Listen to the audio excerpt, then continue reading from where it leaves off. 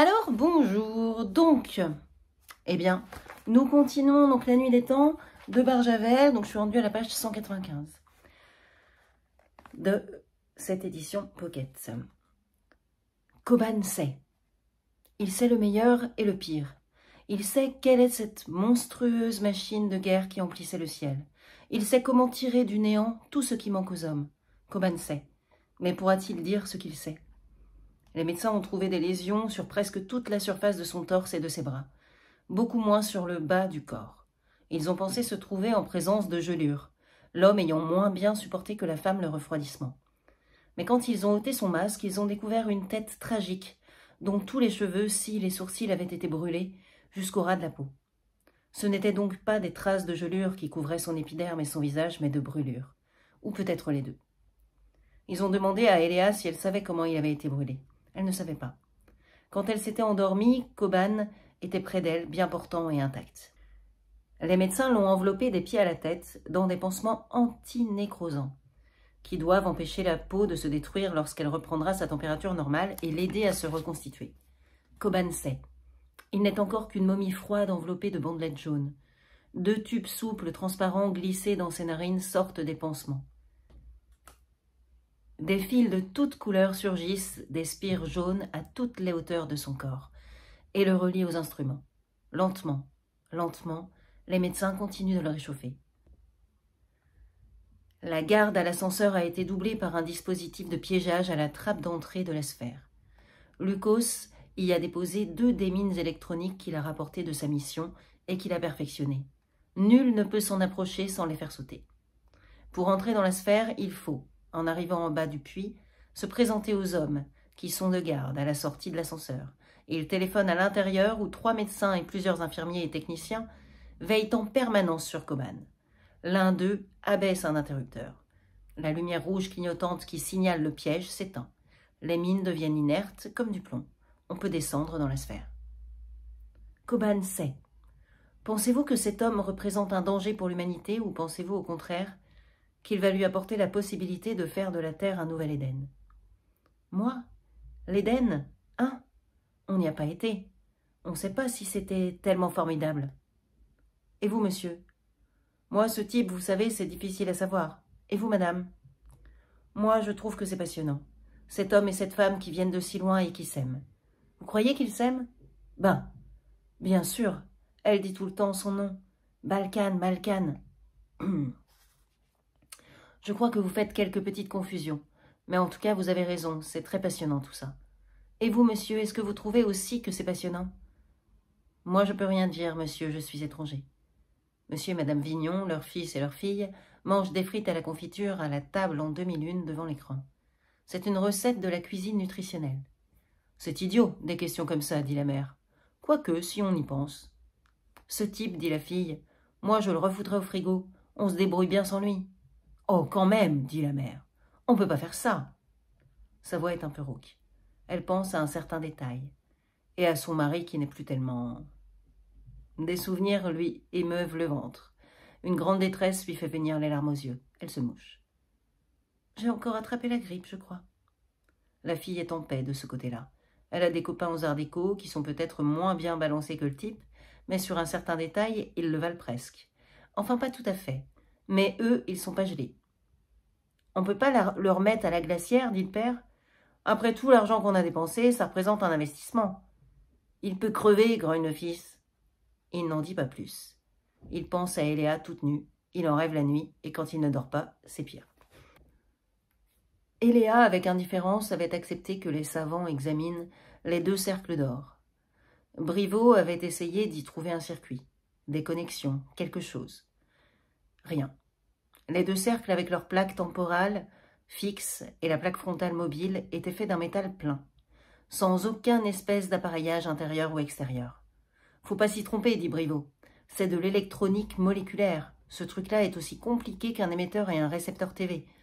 Tout est dans les molécules. C'est formidable. À mon idée, comment ça fonctionne? Comme ça. Quand tu te mets le bidule autour de la tête, il reçoit les ondes cérébrales de ton cerveau. Il les transforme en ondes électromagnétiques qu'il émet. Moi, je coiffe l'autre machin. La plaque baissée, il fonctionne en sens inverse. Il reçoit les ondes électromagnétiques que tu m'as envoyées, il les transforme en ondes cérébrales et il me les injecte dans le cerveau. Tu comprends? Moi, à mon avis, on devrait pouvoir brancher ça sur la télé. Quoi? C'est pas sorcier. Piéger les ondes au moment où elles sont électromagnétiques, les amplifier, les injecter dans un récepteur TV, ça donnera sûrement quelque chose. Quoi? Peut-être de la bouillie, peut-être une surprise, on va essayer. C'est possible ou pas possible, de toute façon, c'est pas difficile. Briveau et son équipe travaillèrent à peine la moitié d'un jour. Puis, Goncelin, son assistant, coiffa le casque émetteur. Ce fut à mi-chemin entre la surprise et la bouillie. Des images, mais sans suite ni cohésion, parfois sans forme précise, une construction mentale, aussi instable que du sable sec dans les mains d'enfants. « Il ne faut pas essayer de penser, dit Eléa. Penser, c'est très difficile. Les pensées se font et se défont. Qui les fait, qui les défait? Pas celui qui pense. Il faut se souvenir. Mémoire. La mémoire seulement. Le cerveau enregistre tout, même si les sens n'y font pas attention. Il faut se souvenir, rappeler une image précise à un instant précis, et puis laisser faire, le reste suit. « On va bien voir, dit Briveau. Mets ça sur ta petite tête, dit-il à Odile, la secrétaire du bureau technique, qui sténotypait les péripéties des essais. Ferme les yeux et souviens-toi de ton premier baiser. Oh, monsieur Briveau! Eh bien quoi, fais pas l'enfant. Elle avait 45 ans et ressemblait à un garde mobile à la veille de la retraite. On l'avait choisie parmi d'autres parce qu'elle avait fait des randonnées. Elle était encore cheftaine. Elle n'avait pas peur du mauvais temps. Alors, tu y es? Oui, monsieur Briveau. Allez, ferme les yeux, souviens-toi. Il y eut sur l'écran témoin une explosion rouge, puis plus rien. Court-circuit, dit Goncelin. Goncelin. Trop d'émotion, dit Eléa. Il faut rappeler l'image, mais s'oublier. Essayez encore. Ils essayèrent et ils réussirent. Pour la seconde séance de travail, en plus de Léonova et de Hoover, Briveau et son assistant Goncelin avaient pris place aux côtés d'Eléa et de Simon. Briveau était assis près d'Eléa.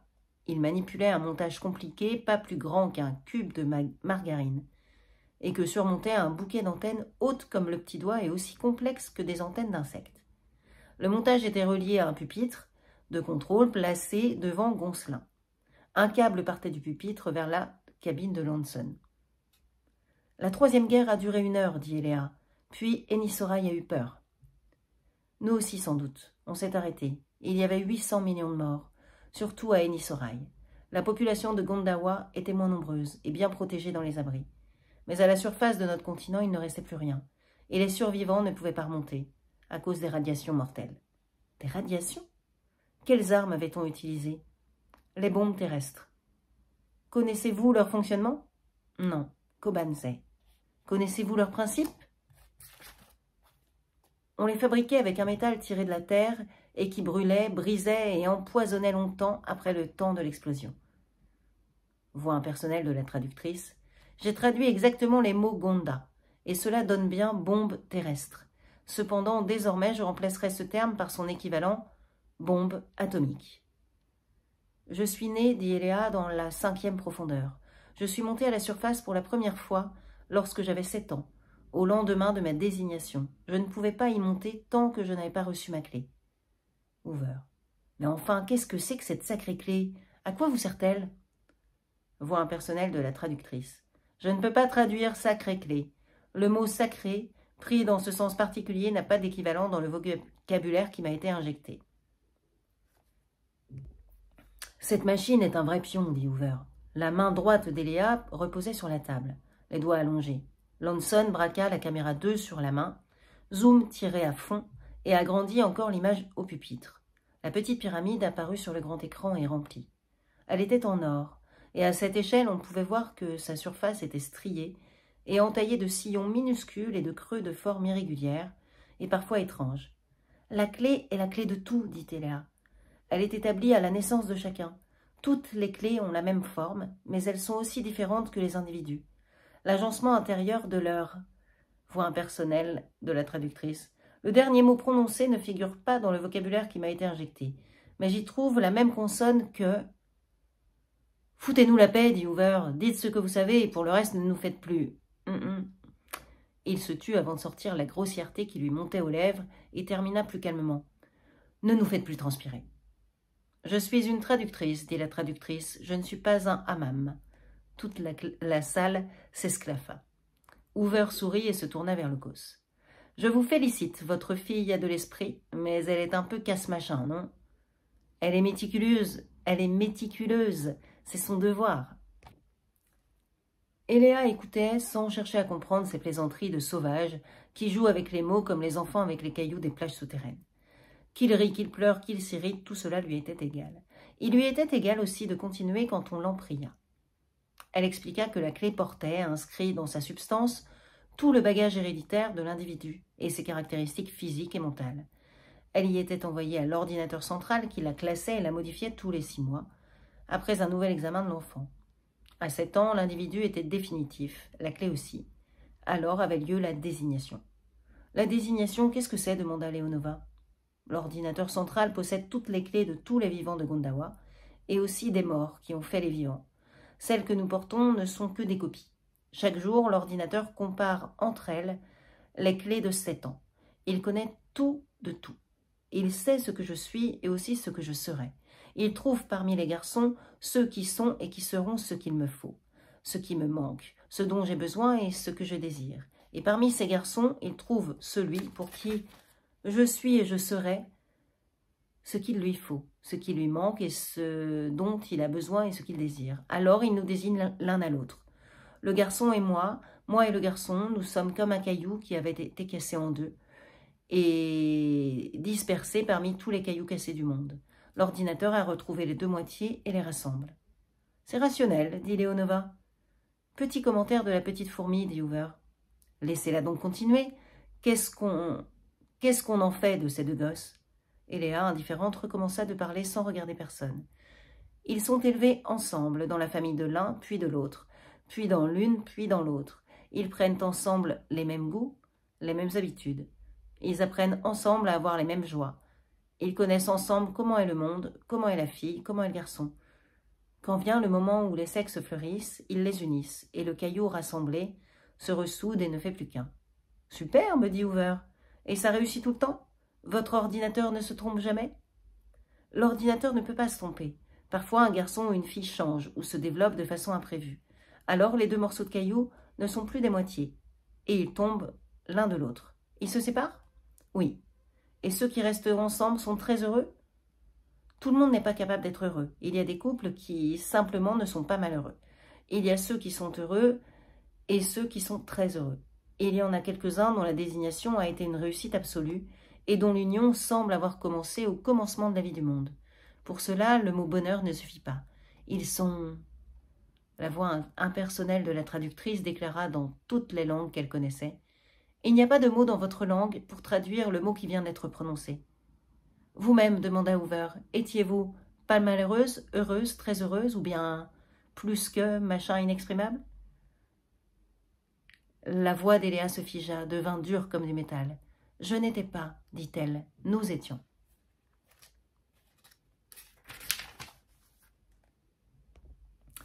Les détecteurs immergés au large des côtes de l'Alaska annoncèrent à l'état-major américain que 23 sous-marins atomiques de la flotte polaire russe avaient franchi le détroit de Bering, se dirigeant vers le sud. Il n'y eut pas de réaction américaine. Les réseaux d'observation apprirent à l'état-major russe que la 7e flottille américaine de satellites stratégiques modifiait son orbite d'attente et l'inclinait vers le sud. Il n'y eut pas de réaction russe. Le porte-avions sous-marin européen Neptune 1, en croisière le long des côtes d'Afrique occidentale, plongea et mit le cap au sud. Les ondes chinoises se mirent à hurler, révélant à l'opinion mondiale ces mouvements que tout le monde ignorait encore et dénonçant l'alliance des impérialistes qui voguaient de concert vers le continent antarctique pour y détruire la plus grande espérance de l'humanité. Alliance, ce n'était pas le mot exact. Entente eût été plus juste.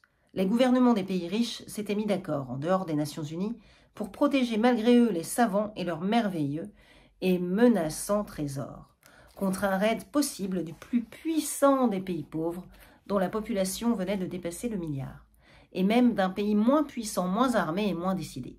Même la Suisse, avait dit Rochefou en plaisantant.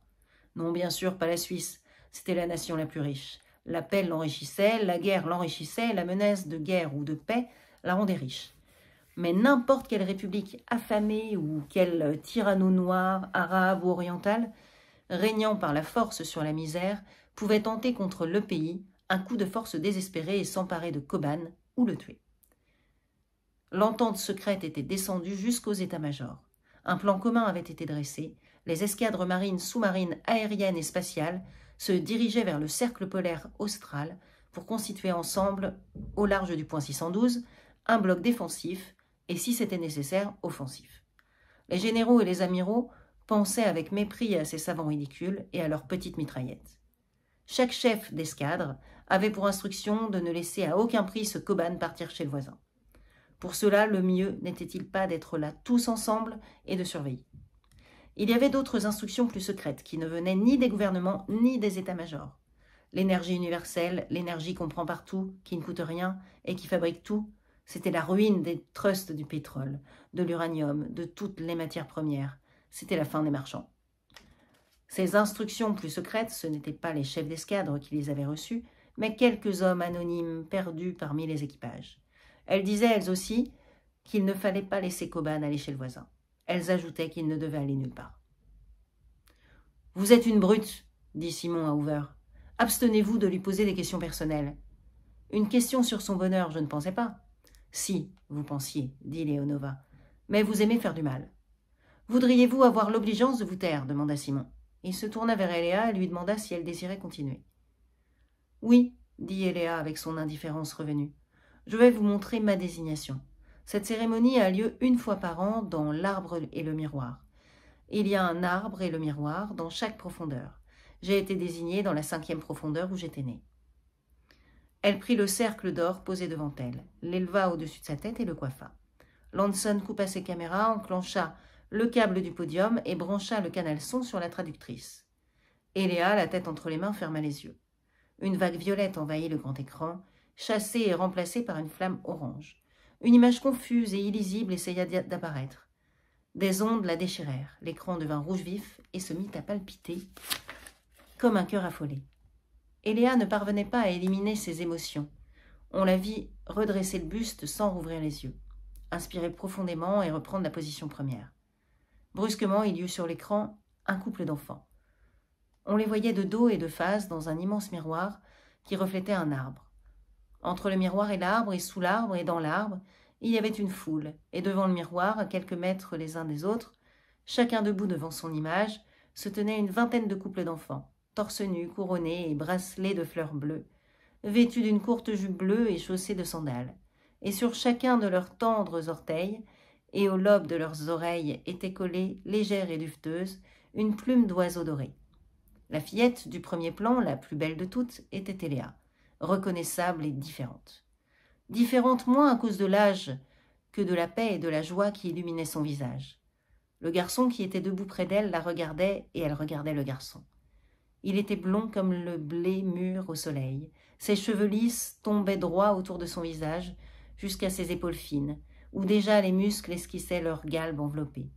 Ses yeux noisettes regardaient dans le miroir les yeux bleus d'Eléa et leur souriaient. Eléa adulte parla et la traductrice traduisit. Quand la désignation est parfaite, au moment où les deux enfants désignés se voient pour la première fois, ils se reconnaissent. Eléa, enfant, regardait le garçon et le garçon la regardait. Ils étaient heureux et beaux. Ils se reconnaissaient comme s'ils avaient marché toujours à la rencontre l'un de l'autre, sans hâte et sans impatience, avec la certitude de se rencontrer. Le moment de la rencontre était venu. Ils étaient l'un avec l'autre et ils se regardaient. Ils se découvraient, ils étaient tranquilles et émerveillés. Derrière chaque couple d'enfants se tenaient les deux familles. D'autres enfants avec leurs familles attendaient derrière eux. L'arbre avait un tronc brun, énorme et court. Ses premières branches touchaient presque le sol et les plus hautes cachaient le plafond s'il y en avait un. Ses feuilles épaisses d'un vert vif, striées de rouge, auraient pu cacher un homme de la tête aux pieds. Un grand nombre d'enfants et d'adultes se reposaient, allongés ou assis sur ses branches, ou sur ses feuilles qui traînaient au sol.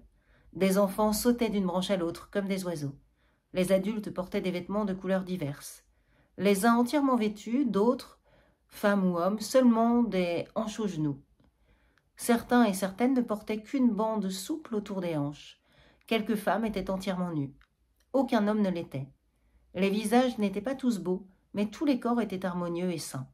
Tous avaient à peu de choses près la même couleur de peau. Il y avait un peu plus de variété dans les cheveux, qui allaient de l'or pur au fauve et au brun doré. Des couples d'adultes se tenaient par la main. Au bout du miroir apparut un homme vêtu d'une robe rouge qui lui tombait jusqu'aux pieds. Il s'approcha d'un couple d'enfants, sembla se livrer à une courte cérémonie, puis il les renvoya, se tenant par la main. 2 autres enfants vinrent les remplacer. D'autres hommes rouges vinrent au bout du miroir, vers d'autres couples d'enfants qui attendaient et qui s'en furent, quelques instants plus tard, en se tenant par la main. Un homme rouge arriva du bout du miroir et s'approcha d'Eléa. Elle le regarda dans la glace. Il lui sourit, se plaça derrière elle, consulta une sorte de disque qu'il portait dans la main droite et posa sa main gauche sur l'épaule d'Eléa. « Ta mère t'a donné le nom d'Eléa, dit-il. Aujourd'hui, tu as été désignée. Ton nombre est 3, 19, 07, 91. Répète. 3, 19, 07, 91, dit Eléa, enfant. Tu vas recevoir ta clé. Tends la main devant toi. Elle tendit la main gauche, ouverte, paume en l'air. L'extrémité de ses doigts vint toucher sur la glace l'extrémité de leur image. Dis qui tu es. Dis ton nom et ton nombre. Je suis Eléa, 3, 19, 07, 91. L'image de la main dans le miroir palpita et s'ouvrit, découvrant une lumière déjà éteinte et refermée. D'où un objet tomba dans la paume tendue. C'était une bague, un anneau pour un doigt d'enfant, surmonté d'une pyramide tronquée dont le volume n'excédait pas le tiers de celle portée par Eléa adulte. L'homme rouge la prit et la lui passa au majeur de la main droite. « Ne la quitte plus, elle grandira avec toi. Grandis avec elle. » Puis il vint se placer derrière le garçon. Eléa regardait l'homme et l'enfant garçon avec des yeux immenses qui contenaient chacun la moitié de l'aurore. Son visage grave était lumineux, de confiance et d'élan. Elle était pareille à la plante nouvelle, gonflée de jeunesse et de vie, qui vient de percer le sol obscur et tend vers la lumière la confiance parfaite et tendre de sa première feuille, avec la certitude que bientôt, feuille après feuille, elle atteindra le ciel. L'homme consulta son disque, posa sa main gauche sur l'épaule gauche du garçon et dit « Ta mère t'a donné le nom de Païkan. » Une explosion rouge déchira l'image et envahit l'écran, noya le visage d'Eléa, enfant, effaça le ciel de ses yeux, son espoir et sa joie. L'écran s'éteignit. Sur le podium, Eléa venait d'arracher de sa tête le cercle d'or. « On ne sait toujours pas à quoi sert cette foutue clé, » grommela Hoover. « J'ai essayé de t'appeler dans notre monde, bien que tu aies accepté de collaborer avec nous, et peut-être même à cause de cela, je te voyais un peu plus, chaque jour, reculer vers le passé, vers un abîme. Il n'y avait pas de passerelle pour franchir le gouffre. Il n'y avait plus rien derrière toi que la mort. J'ai fait venir du cap pour toi, des cerises et des pêches. J'ai fait venir un agneau dont notre chef a tiré pour toi des côtelettes accompagnées de quelques feuilles de romaine, tendres comme une source. Tu as regardé les côtelettes avec horreur. Tu as dit « C'est un morceau coupé dans une bête ?» Je n'avais pas pensé à ça. Jusqu'à ce jour, pour moi, une côtelette n'était qu'une côtelette. J'ai répondu avec un peu de gêne « Oui ». Tu as regardé la viande, la salade, les fruits, tu m'as dit « Vous mangez de la bête ? Vous mangez de l'herbe ? Vous mangez de l'arbre ?» J'ai essayé de sourire, j'ai répondu « Nous sommes des barbares. » J'ai fait venir des roses. Tu as cru que cela aussi nous le mangions. La clé était la clé de tout, avait dit Eléa. Les savants et les journalistes entassés dans la salle des conférences purent s'en rendre compte au cours des séances suivantes. Eléa, devenue peu à peu maîtresse de ses émotions, put leur raconter et leur montrer sa vie et celle de Païkan, la vie d'un couple d'enfants, devenant un couple d'adultes et prenant sa place dans la société. Après la guerre d'1 heure, le peuple de Gondawa était resté enterré. Les abris avaient démontré leur efficacité. Malgré le traité de Lampa, personne n'osait croire que la guerre ne recommencerait jamais. La sagesse conseillait de rester à l'abri et d'y vivre. La surface était dévastée. Il fallait tout reconstruire. La sagesse conseillait de reconstruire à l'abri. Le sous-sol fut creusé davantage en profondeur et en étendue. Son aménagement engloba les cavernes naturelles, les lacs et les fleuves souterrains. L'utilisation de l'énergie universelle permettait de disposer d'une puissance sans limite et qui pouvait prendre toutes les formes. On l'utilisa pour recréer sous le sol une végétation plus riche et plus belle que celle qui avait été détruite au-dessus. Dans une lumière pareille, à la lumière du jour, les villes enfouies devinrent des bouquets, des buissons, des forêts. Des espèces nouvelles furent créées, poussant à une vitesse qui rendait visible le développement d'une plante ou d'un arbre. Des machines molles et silencieuses se déplaçaient vers le bas et vers toutes les directions, faisant disparaître devant elles la terre et le roc. Elle rampait au sol, aux voûtes et aux murs, les laissant derrière elle, polies et plus dures que l'acier. La surface n'était plus qu'un couvercle, mais on en tira parti. Chaque parcelle restée intacte fut sauvegardée, soignée, aménagée en centre de loisirs. Là, c'était un morceau de forêt qu'on repeuplait d'animaux. Ailleurs, un cours d'eau aux rives préservées. Une vallée, une plage sur l'océan. On y reconstruisit des bâtiments pour y jouer et s'y risquer à la vie extérieure que la nouvelle génération considérait comme une aventure. Au-dessous, la vie s'ordonnait et se développait dans la raison et la joie. Les usines silencieuses et sans déchets fabriquaient tout ce dont les hommes avaient besoin. La clé était la base du système de distribution. Chaque vivant de Gondawa recevait chaque année une partie égale de crédit, calculée d'après la production totale des usines silencieuses. Ce crédit était inscrit à son compte, géré par l'ordinateur central. Il était largement suffisant pour lui permettre de vivre et de profiter de tout ce que la société pouvait lui offrir. Chaque fois qu'un Gonda désirait quelque chose de nouveau, des vêtements, un voyage, des objets, il payait avec sa clé. Il pliait le majeur, enfonçait sa clé dans un emplacement prévu à cet effet, et son compte. À l'ordinateur central était aussitôt diminué de la valeur de la marchandise ou du service demandé. Certains citoyens d'une qualité exceptionnelle, tels Koban, directeur de l'université, recevaient un crédit supplémentaire, mais il ne leur servait pratiquement à rien. Un très petit nombre de Gondas parvenant à épuiser leur crédit annuel. Pour éviter l'accumulation des possibilités de paiement entre les mêmes mains, ce qui restait des crédits était automatiquement annulé à la fin de chaque année. Il n'y avait pas de pauvres, il n'y avait pas de riches, et il n'y avait que des citoyens qui pouvaient obtenir tous les biens qu'ils désiraient. Le système de la clé permettait de distribuer la richesse nationale en respectant à la fois l'égalité des droits des Gondas et l'inégalité de leur nature, chacun dépensant son crédit selon ses goûts et ses besoins. Une fois construites et mises en marche, les usines fonctionnaient sans main-d'œuvre et avec leur propre cerveau. Elles ne dispensaient pas les hommes de tout travail, car si elles assuraient la production, il restait à accomplir les tâches de la main et de l'intelligence. Chaque Gonda devait au travail la moitié d'une journée tous les 5 jours. Ce temps pouvant être réparti par fragments. Il pouvait, s'il le désirait, travailler davantage, et il pouvait, s'il voulait, travailler moins ou pas du tout. Le travail n'était pas rétribué. Celui qui choisissait de moins travailler voyait son crédit diminuer d'autant. À celui qui choisissait de ne pas travailler du tout, il restait de quoi subsister et s'offrir un minimum de superflu. Les usines étaient posées au fond des villes, dans leur plus grande profondeur. Elles étaient assemblées, accolées, connectées entre elles. Chaque usine était une partie de toute l'usine qui se ramifiait sans cesse en nouvelles usines, bourgeonnantes, et résorbait celles qui ne lui donnaient plus satisfaction.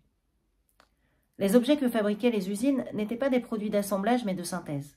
La matière première était la même partout, l'énergie universelle. La fabrication d'un objet à l'intérieur d'une machine immobile ressemblait à la création.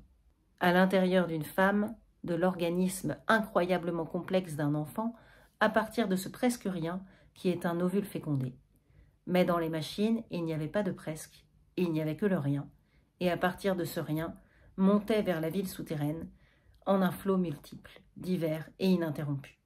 Tout ce qui était nécessaire aux besoins et aux joies de vivre. Ce qui n'existe pas, existe.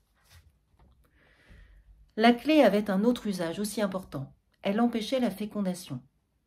Pour concevoir un enfant, l'homme et la femme devaient ôter leur bague. Si l'un d'eux la gardait, la fécondation restait impossible. L'enfant ne pouvait naître que voulu par les deux. À partir du grand jour de la désignation, où il la recevait, un Gonda ne quittait jamais sa bague, et tout au long de ses jours, elle lui procurait tout ce dont il avait besoin, tout ce qu'il désirait. Elle était la clé de sa vie, et quand sa vie se terminait, sa bague restait à son doigt, au moment où on le glissait dans la machine immobile qui rendait les morts à l'énergie universelle.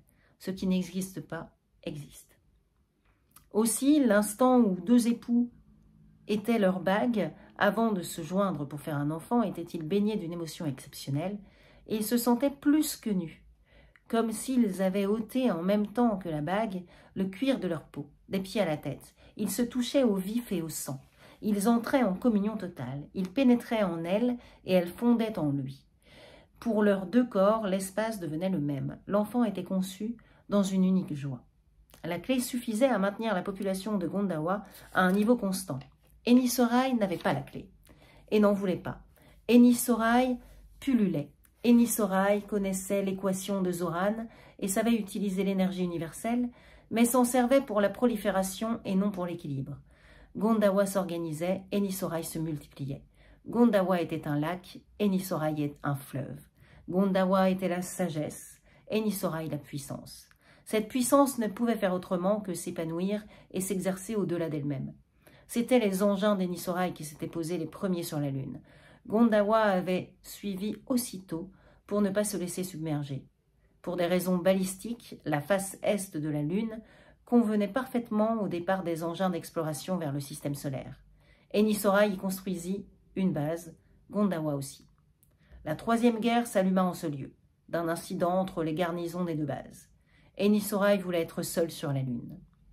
La peur mit fin à la guerre. Le traité de Lampa divisa la Lune en 3 zones, une Gonda, une Enisor et une internationale. Celle-ci était à l'est. Les 2 nations s'étaient mises d'accord pour y construire ensemble une base de départ commune. Les autres peuples n'avaient pas de morceaux de Lune. Les autres peuples s'en moquaient. Ils recevaient d'Enisorai ou de Gondawa des promesses de protection et des machines immobiles qui pourvoyaient à leurs besoins. Les plus habiles recevaient des 2 côtés. Ils avaient reçu aussi des 2 côtés beaucoup de bombes pendant la Troisième Guerre, mais moins que Gondawa et beaucoup moins qu'Enisorai. Enisorai avait une population trop nombreuse pour être mise à l'abri, mais sa fécondité en une génération avait remplacé les morts. Par le traité de Lampa, Enisorai et Gondawa s'étaient engagés à ne plus jamais utiliser les bombes terrestres. Celles qui restaient furent envoyées dans l'espace en orbite autour du Soleil. Les 2 grandes nations avaient pris en outre l'engagement de ne pas fabriquer d'armes qui dépassaient en force destructrice celles qui venaient d'être mises hors la loi. Mais une formidable puissance d'expansion gonflait Enisorai. Enisorai se mit à fabriquer des armes individuelles utilisant l'énergie universelle. Chacune de ces armes avait une force de choc limitée, mais rien ne pourrait résister à leur multitude. Et chaque jour accroissait le nombre des armées. Le fleuve impétueux de la vie en expansion emplissait de nouveau son lit, prêt à déborder. Alors le conseil directeur de Gondawa décida de sacrifier la ville du milieu, Gonda 1. Elle fut évacuée et résorbée, et dans son emplacement souterrain, les machines se mirent au travail. Et le conseil directeur de Gondawa fit savoir au conseil du gouvernement d'Enisorai que si une nouvelle guerre éclatait, ce serait la dernière. Ainsi, séance après séance, par les souvenirs directs d'Eléa projetés sur l'écran et par les multiples questions qu'il lui posait, les savants de l'EPI apprenaient-ils à connaître ce monde disparu qui avait résolu certains des problèmes qui préoccupent tant les nôtres, mais qui semblait entraîner comme lui de façon inéluctable vers des affrontements que pourtant rien de raisonnable ne justifiait et que tout pouvait permettre d'empêcher.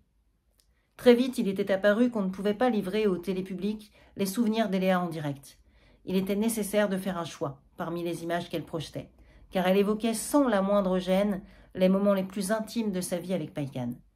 D'une part, elle associait à la beauté de Païkan et à la sienne, et à leur union, la fierté et la joie, et non la honte. D'autre part, elle semblait de plus en plus rappeler ses souvenirs pour elle-même, sans se soucier de l'assistance qui en scrutait tous les détails.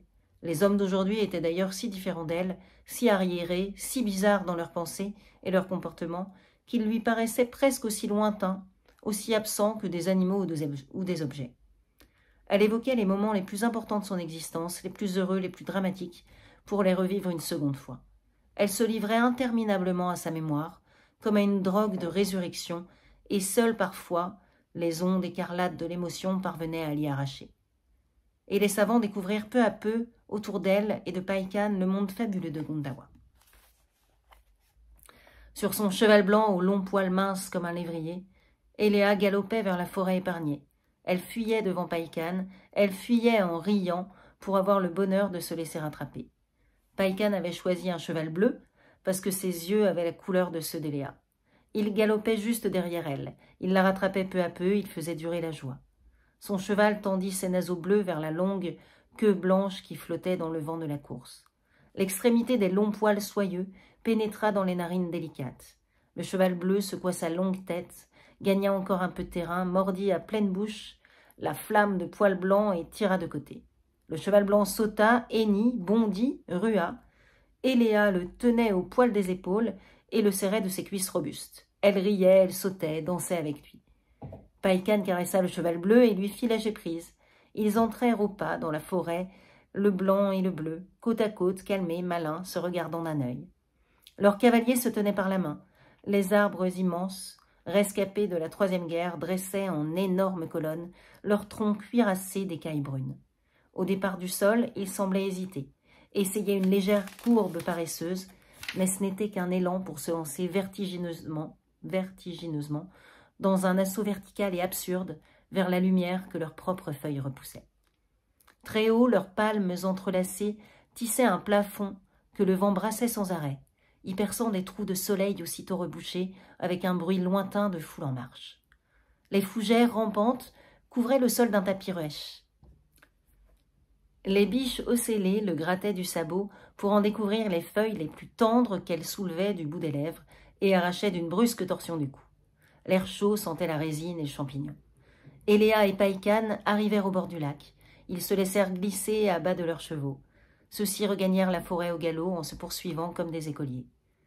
Il y avait peu de monde sur la plage. Une énorme tortue exténuée, fêlée, usée sur tous les bords, traînait sa lourde masse dans le sable, un enfant nu assis sur son dos.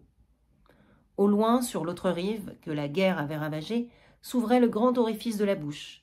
On voyait s'en élever ou y descendre des gerbes de bulles de toutes couleurs. C'étaient des engins de déplacement à courte ou longue distance qui sortaient de Gondasset par les cheminées de départ où ils retournaient. Quelques-uns passaient à basse altitude au-dessus du lac avec un bruit de soie caressée. Eléa et Païkan se dirigeaient vers les ascenseurs qui perçaient le sable à l'extrémité de la plage comme les pointes d'un carré d'asperges géantes. « Attention !» dit une voix énorme.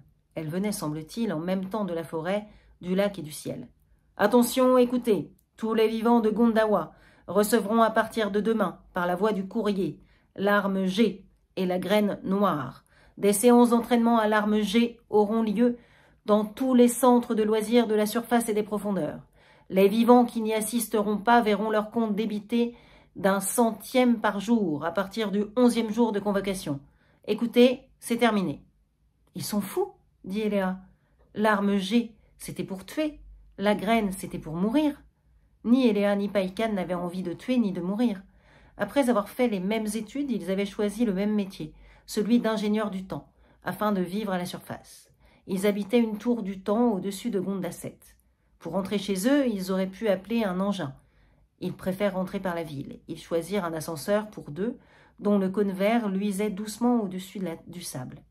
Ils enfoncèrent chacun leur clé dans la plaque de commande, et l'ascenseur s'ouvrit comme un fruit mûr. Ils pénétrèrent dans sa tiédeur rose. Le cône disparut dans le sol qui se referma au-dessus de lui. Ils en sortirent à la première profondeur de Gondasset. Ils se servirent de nouveau de leurs clés pour ouvrir les portes transparentes d'un accès à la 12e avenue. C'était une voie de transport. Ces multiples pistes de gazon fleuri se déplaçaient à une vitesse croissante de l'extérieur vers le milieu. Des arbres bas servaient de sièges et tendaient l'appui de leurs branches aux voyageurs qui préféraient rester debout. Des vols d'oiseaux jaunes, pareils à des mouettes, luttaient de vitesse avec la piste centrale en sifflant de plaisir. Eléa et Païkan sortirent de l'avenue au carrefour du lac et prirent le sentier qui conduisait à l'ascenseur de leur tour. Un ruisseau issu du carrefour courait le long du sentier. Des petits mammifères blonds au ventre blanc, pas plus gros que des chats de 3 mois, musardaient dans l'herbe ou se cachaient derrière des touffes pour guetter les poissons. Ils avaient une courte queue plate et une poche ventrale d'où sortait parfois une petite tête aux yeux doux et malicieux qui grignotait une arête. En soufflant, ils vinrent jouer entre les pieds d'Eléa et de Païkan. Vifs, ils se dégageaient quand le bord d'une sandale était sur le point de leur pincer une patte ou la queue. Gondasset, souterraine, avait été creusée sous les ruines de Gondasset de surface. De la ville ancienne ne demeurait plus que de gigantesques éboulis, au-dessus desquels la tour du temps se dressait comme une fleur au milieu des cailloux. Au sommet de sa longue tige s'épanouissaient les pétales de la terrasse circulaire, avec ses arbres, ses pelouses, sa piscine et son bras d'accostage tendu à l'abri du vent, qui, en cet endroit, soufflait de l'ouest. Cerné par la terrasse, l'appartement s'ouvrait sur elle de toutes parts. Des demi-cloisons courbes plus ou moins haute, interrompue, le divisait en pièces rondes, ovoïdes, irrégulières, intimes et cependant non séparées. Au-dessus de l'appartement, la coupole observatoire couronnait la tour d'une calotte transparente à peine fumée de bleu. L'ascenseur aboutissait dans la pièce du centre, près de la fontaine basse. En entrant, Eléa ouvrit d'un geste toutes les glaces. L'appartement ne fit plus qu'un avec la terrasse et la brise légère du soir le visita. Des algues multicolores se balançaient dans les courants tièdes de la piscine. Eléa jeta ses vêtements et se laissa glisser dans l'eau. Une multitude de poissons aiguilles, noirs et rouges, vinrent lui piqueter la peau, puis, l'ayant reconnu, disparurent en un frisson. Dans la coupole, Païkhan s'assura d'un coup d'œil que tout allait bien. Il n'y avait pas d'appareillage compliqué. C'était la coupole elle-même. Elle était l'instrument, obéissant aux gestes et au contact des mains de Païkhan, et travaillant sans lui quand il le lui ordonnait. Tout allait bien. Le ciel était bleu, la coupole ronronnait doucement. Païkhan se dévêtit et rejoignit Eléa dans la piscine. En le voyant arriver, elle rit et plongea. Il la retrouva derrière les voiles irisées d'un poisson rideau, nonchalant, qui le regardait d'un œil rond corail. Païkhan leva les bras et se laissa glisser derrière elle. Elle s'appuya à lui, assise, flottante, légère. Il la serra contre son ventre, prit son élan vers le haut, et son désir dressé la pénétra. Ils reparurent à la surface comme un seul corps. Il était derrière elle et il était en elle. Elle était blottie et appuyée contre lui. Il la pressait d'un bras contre sa poitrine. Il la coucha avec lui sur le côté et du bras gauche se mit à tirer sur l'eau. Chaque traction le poussait en elle. Les poussait tous les deux vers la grève de sable. Eléa était passive comme une épave chaude. Ils arrivèrent au bord et se posèrent, à demi hors de l'eau. Elle sentit son épaule et sa hanche s'enfoncer dans le sable. Elle sentait Païkhan au-dedans et au-dehors de son corps. Il la tenait cernée, enfermée, assiégée. Il était entré comme le conquérant souhaité, devant lequel s'ouvre la porte extérieure et les portes profondes, et il parcourait lentement, doucement, longuement tous ses secrets. Sous sa joue et son oreille, elle sentait l'eau tiède et le sable descendre et monter, descendre et monter. L'eau venait caresser le coin de sa bouche entrouverte. Les poissons aiguilles frissonnaient le long de sa cuisse immergée. Dans le ciel où la nuit commençait, quelques étoiles s'allumaient. Païkhan ne bougeait presque plus. Il était en elle, un arbre lisse, dur, palpitant et doux, un arbre de chair bien aimé, toujours là, revenu plus fort, plus doux, plus chaud, soudain brûlant, immense, embrasé, rouge, brûlant dans son ventre entier, toute la chair et les os s'enflammaient jusqu'au ciel. Elle étreignit de ses mains les mains fermées autour de ses seins et gémit longuement dans la nuit qui venait. Une immense paix remplaça la lumière, elle se retrouva autour de Païkhan. Il était toujours en elle, dur et doux. Elle se reposa sur lui, comme un oiseau qui s'endort. Très lentement, très doucement, il commença à lui préparer une nouvelle joie. Ils dormaient sur l'herbe de leur chambre, aussi fine et douce que le poil du ventre d'une chatte. Une couverture blanche, à peine posée sur eux, sans poids, tiède, adaptait sa forme et sa température aux besoins de leur quiétude. Eléa s'éveilla un instant, chercha la main ouverte de Païkhan et y blottit son petit poing fermé. La main de Païkhan se referma sur lui. Eléa soupira de bonheur et se rendormit. Le hurlement des hurleurs d'alerte les jeta debout, effarés. « Qu'est-ce que c'est ? Ce n'est pas possible, dit Eléa. » Païkhan enfonça sa clé dans la plaque d'image. Devant eux, le mur s'alluma et se creusa. Le visage familier de l'annonceur aux cheveux rouges y apparut. « Alerte générale ! Un satellite non immatriculé se dirige vers Gondawa sans répondre aux demandes d'identification. Il va pénétrer dans l'espace territorial. S'il continue de ne pas répondre, notre dispositif de défense va entrer en action. Tous les vivants se trouvant en dehors doivent regagner immédiatement les villes. Éteignez toutes vos lumières. Nos émissions de surface sont suspendues. Écoutez, c'est terminé. » L'image dans le mur s'aplatit, vint se coller à la surface et s'éteignit. « Il faut descendre » demanda Eléa. « Non, viens. » Il prit la couverture et enveloppa Eléa et l'entraîna vers la terrasse. Ils se glissèrent entre les feuilles basses du palmier de soie et vinrent s'appuyer à la haute rampe de bord. Le ciel était foncé sans lune. Les étoiles innombrables y brillaient d'un éclat parfait. Les bulles lumineuses des engins en vol, multicolores, paraissant plus ou moins grosses selon leur altitude, modifiaient leur route et semblaient aspirées par un courant qui les emportait toutes dans la même direction, celle de la bouche. Au sol, l'alerte avait réveillé les habitants des maisons de loisirs amarrés dans la plaine ou parmi les ruines aux bornes d'eau et de service. Leurs coques translucides posaient sur la nuit la lumière de leur forme. Poissons d'or, fleurs bleues, œufs rouges, fuseaux verts, sphères, étoiles, polyèdres, gouttes. Quelques-unes étaient en train de s'envoler et de prendre le chemin de la bouche. Les autres s'éteignirent rapidement. Un serpent blanc restait allumé, éclairant une muraille déchirée. « Qu'est-ce qu'ils attendent, ceux-là, pour éteindre » murmura Eléa. « De toute façon, c'est inutile. Si c'est une arme offensive, elle a bien d'autres moyens de trouver son objectif. »« Tu crois que c'en est une ?» ?»« Seul, c'est improbable. » Devant eux, tout à coup, un trait lumineux monta de l'horizon. Puis 2, puis 3, 4. « Ils tirent, dit Païkan. Ils regardaient tous les deux vers le ciel où plus rien n'apparaissait que l'indifférence des étoiles au fond de l'infini. Eléa frissonna, ouvrit la couverture et serra Païkan contre elle. Il y eut très haut brusquement une nouvelle étoile géante qui se déchira et s'épanouit en un rideau lent de lumière rose ionisée. Et voilà, il ne pouvait pas le manquer. Que penses-tu que c'était? Je ne sais pas, reconnaissance peut-être, ou bien simplement un malheureux cargo dont les répondeurs étaient en panne. En tout cas, c'était, et ce n'est plus. Les hurleurs les firent de nouveau sursauter. On ne s'habitue pas à ce bruit horrible. Ils annonçaient la fin de l'alerte. Les maisons de loisirs se rallumèrent, les unes après les autres. Au loin, un envol d'engins s'éleva de la bouche comme une gerbe d'étincelles. Dans le mur de la chambre, l'image renaquit et creusa le mur. Eléa et Païkan désiraient avoir des nouvelles. Mais après cette intrusion de l'absurdité et de l'horreur, dans la douceur de la nuit, celle-ci leur paraissait si fragile, si précieuse, qu'ils ne voulaient plus la quitter. Païkan enfonça sa clé dans une plaque de la rampe. L'image quitta le mur de la chambre et sortit. Païkan la dirigea en tournant la plaque mobile et l'installa dans le feuillage du palmier de soie. Il s'assit dans l'herbe, le dos à la rampe. Eléa serrée contre lui, la brise d'ouest, à peine fraîche, tournait autour de la tour et venait baigner leur visage. Les feuilles de soie frissonnaient et flottaient dans le vent léger. L'image était lumineuse et stable, dans ses 3 dimensions et dans ses couleurs.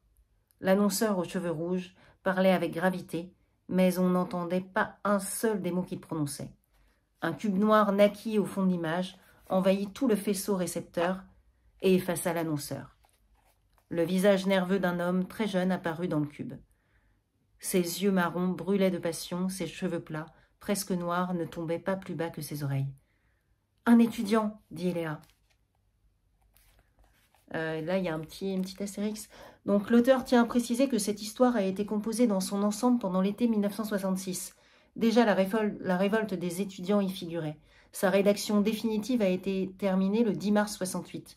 Depuis ce jour, rien n'a été ajouté ni retranché. Les épisodes auxquels participent les étudiants, la conception de l'université indépendante, n'ont donc pas été inspirés par les événements de mai 68, mais leur sont antérieurs.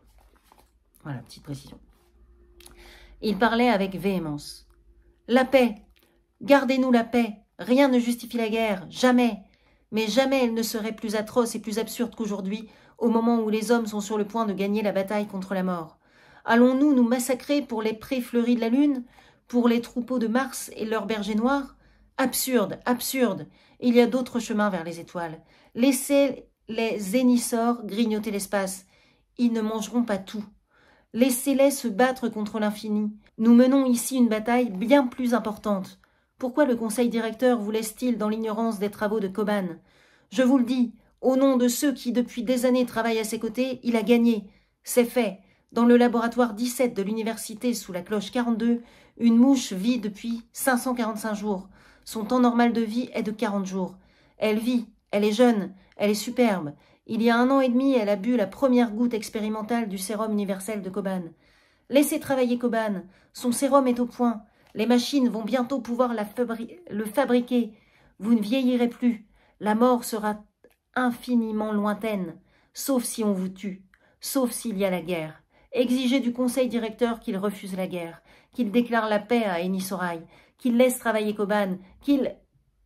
Et en un clin d'œil, son image se réduisit à la taille d'une noisette et disparut. L'homme aux cheveux rouges fut d'abord à sa place, un fantôme transparent, puis une image solide. Excusez cette émission pirate. Le cube noir l'absorba d'un bloc, révélant de nouveau le garçon véhément. « Bombés en orbite lointaine, mais ils ont inventé le pire. Le conseil directeur peut-il nous dire quelle arme monstrueuse occupe l'emplacement de Gonda 1? Les Énissors sont des hommes comme nous. Que restera-t-il de nos espoirs et de nos vies si cette... » Le cube redevint noir, s'aplatit en 2 dimensions et le buste de l'annonceur reprit sa place. « Président du conseil qui vous parle. » Le président Locan apparut. Son visage maigre était grave et triste. Ses cheveux blancs tombaient jusqu'à ses épaules, dont la gauche était nue. Sa bouche fine, ses yeux d'un bleu très clair, firent un effort pour sourire, tandis qu'il prononçait des paroles rassurantes.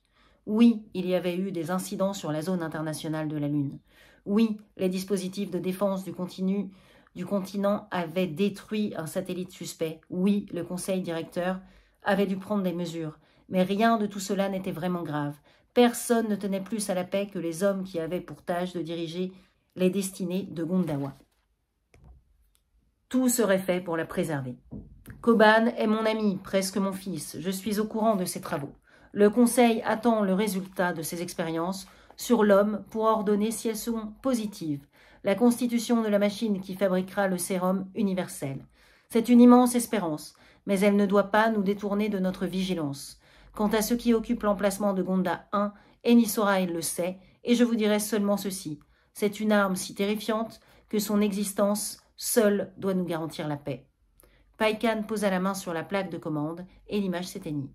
Le jour se levait. Un oiseau qui ressemblait à un merle, mais dont le plumage était bleu et la queue frisée, se mit à siffler du haut de l'arbre de soie, et de tous les arbres de la terrasse et de ses buissons de fleurs, des oiseaux de toutes les couleurs lui répondirent. Pour eux, il n'y avait pas d'angoisse, ni dans le jour, ni dans la nuit. Il n'y avait pas de chasseurs en Gondawa. Et voilà, donc je m'arrête là. Là, je suis rendue à la page 236. Et voilà, bonne journée. À bientôt.